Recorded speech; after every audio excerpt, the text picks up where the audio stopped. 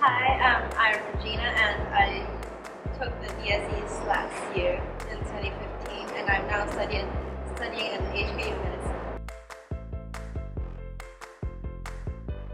My biggest challenge was probably about balancing between different subjects.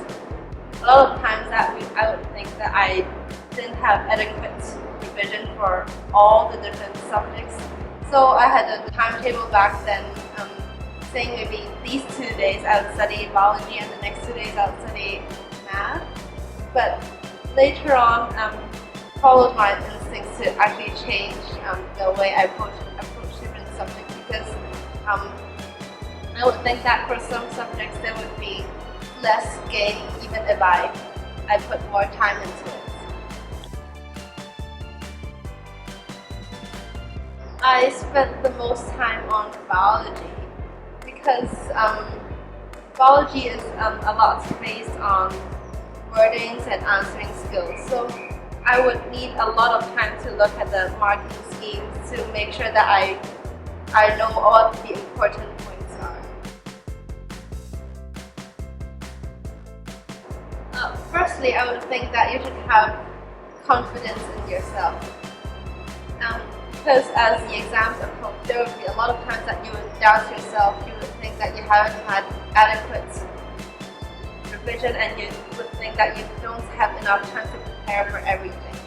But just as you step into the examination room, just relax and know that what you have done is adequate and just have confidence in yourself and everything will be fine. Secondly, I would think that you should have enough rest throughout this period because the DSEs usually, I think for everyone, it would last for at least a month. That's a really long time and you need a lot of rest for you to sustain yourself during this long battle.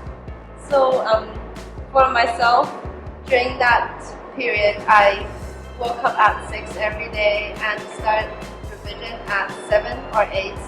Then I would relax for 1 hour for lunch and then continue revising, and I would sleep at 11 or even 10 each night, so I would have enough time for rest. And it's really important to have a very regular lifestyle.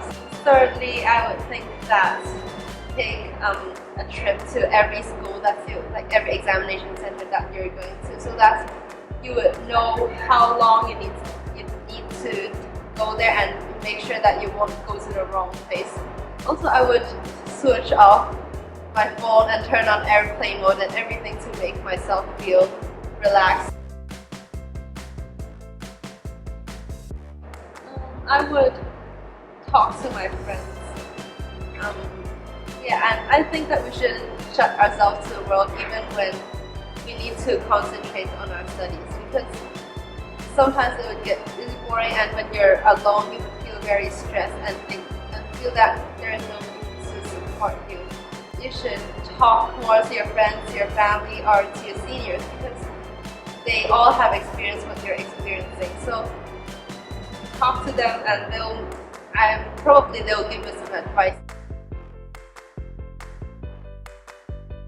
My friends opened a study group and even as we left school for studying, they had regular Skype meetings for group discussions. So because as you leave the school setting, it is really hard to gather a few people to practice the oral examination together.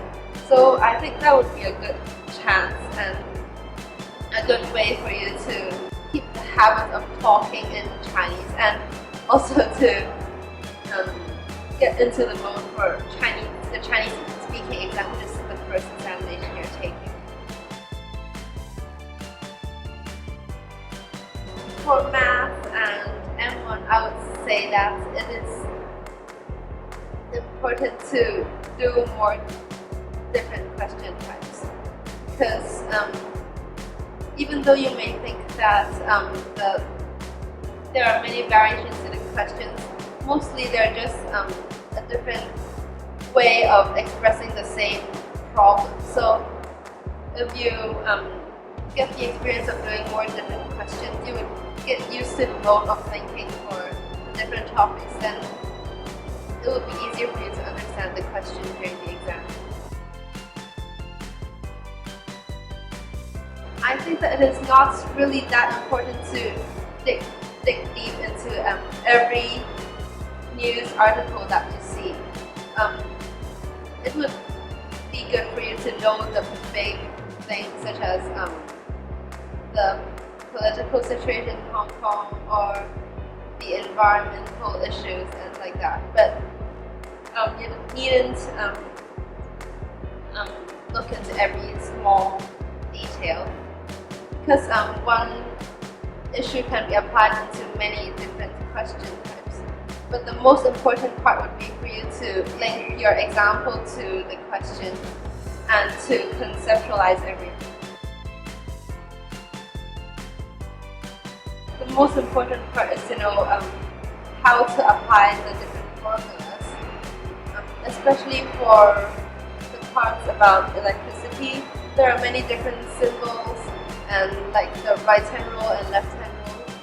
So you have to be clear about which situation to use which formula. And even though there's the formula list provided, you have to know which to use in each question. So that can be achieved by doing more exercises. I think that doing past papers is more important because the textbooks include a lot of information that you might not know which is more important or more frequently asked in the exams. But as you do the past papers, you would know what is more frequently covered, and at the same time it can help you ensure that you haven't got the wrong concepts, because textbooks actually may sometimes be misleading.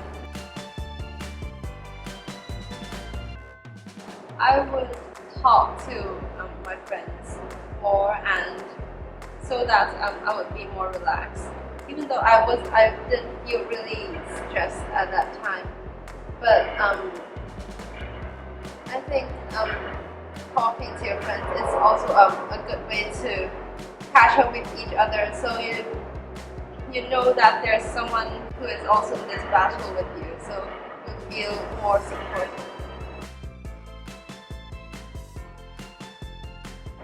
Just have confidence in yourself and get prepared and everything will be fine.